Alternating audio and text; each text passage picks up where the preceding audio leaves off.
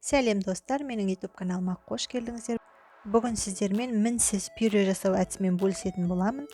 Алдымен картонымызды жақсылап тазартып, жуып, осылай ұсақ етіп турап аламыз және қазанымызға салып, үстіне тұз сеуіп, жақсылап жарты сағатқа қайнатып аламыз.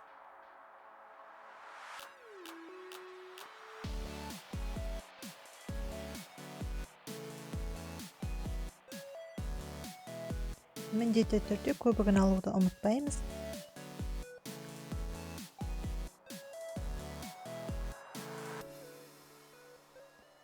Дайын болған картоптарымызды жақсылап сүзіп аламыз және осы қазандағы судан міндетті түрде бір ожау суды картонымыздың үстіне құятын боламыз. Бұл өте маңызды.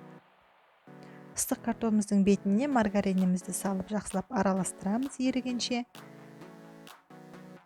Және үстіне бір кесе жылы сүт құйып, жақсылап езетін боламыз.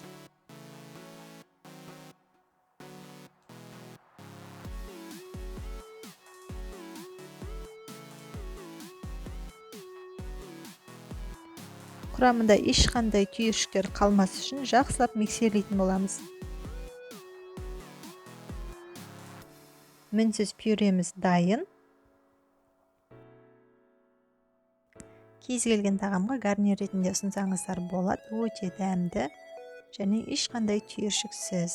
Міндетті түрде жасап көріңіздер. Егер менің видеом ұнаған болса, YouTube каналыма тіркеліп, комментарий жазып, лайк қалдырып кетіңіз.